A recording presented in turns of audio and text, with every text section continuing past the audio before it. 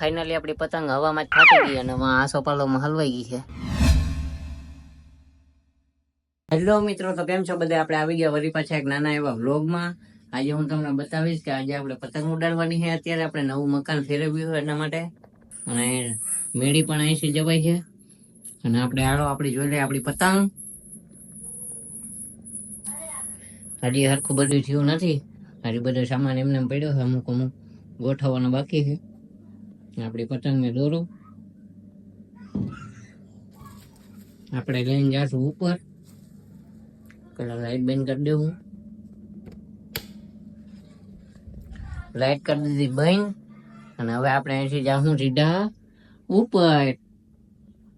આજે મેં કીધું મેળી થોડીક વારી નાખી હતી, એટલે મેં કીધું થોડોક પતંગ ઉડાડી નાખી. મને બહુ શોખ છે પતંગ ઉડાડવાનો, પહેલેથી જ નાનપણથી ને મારા પપ્પાએ ઉડાડતા, હું ઉડાડી. એટલે આ બહારનો વ્યૂ સીધા બીજા મળે કબૂતરી જો.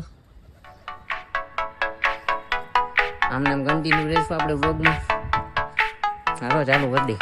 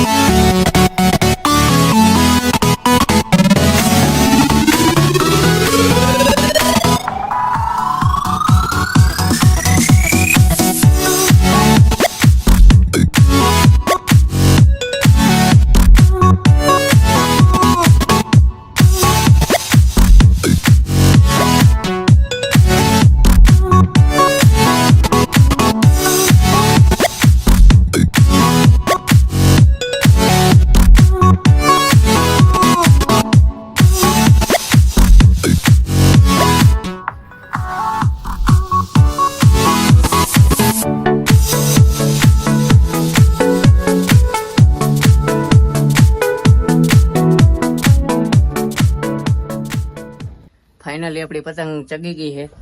આ ફેરકો મારા હાથમાં છે, અને પતંગ જો એની દોરી છે, એ તમને દેખાતી નહીં હોય અત્યારે. હા યાર જશે કે અહીંયા છે, અને વરસાદ જેવું વાતાવરણ છે, તો થોડી વાર પતંગ ઉડાડશું. આજે શોખ થઈ ગયો, હમણાં વરસાદ આવવાની તૈયારી છે. આ વરસાદી વાતાવરણ. તો કન્ટિન્યુ રહેજો મારા એવા નાના એવા બ્લોગમાં, અને જોતા રહેજો. સબસ્ક્રાઈબ કરજો, લાઈક કરજો, શેર કરજો, કમેન્ટ કરજો, અને મારા બ્લોગ કન્ટિન્યુ જોતા રહેજો. Thank you.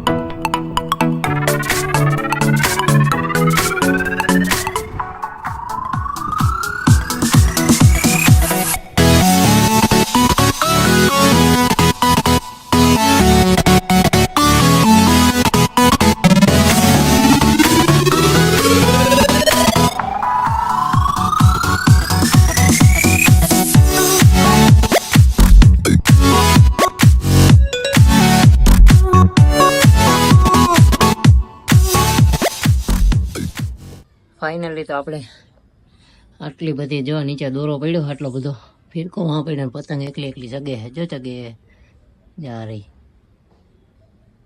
મેં બાંધી દીધી હે. અત્યારે કોઈ ઉડાડતું નહીં એટલે કોઈ કાપીને તો જાય, એટલે આપણે અહીંયા બેઠું બેઠું એન્જોય કરવાનું, પતંગ ઉડાડવાની, મોજ કરવાની.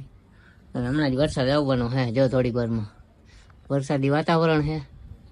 અને હું છું છતના બીજા માળે, પતંગ એ જો ગોથા મારે છે. તો હમણાં ઉતારી લઈ પતંગ. કન્ટિન્યુ રહેજો આપણા વ્લોગમાં, લાઇક શેર ને કમેન્ટ જરૂરથી કરજો. બાકી તમે પતંગ જોવો કેવી સોલિડ ઉડે છે. ફાઇનલી આપણી પતંગ હવામાં જ ફાટી ગઈ અને એમાં આસોપાલોમાં હલવાઈ ગઈ છે. અત્યારે આપણે દોરો વીંટવાનું કામકાજ ચાલુ કરીએ. તો આપણે જોવો દોરો કેવી રીતના વીંટવું જોઈએ.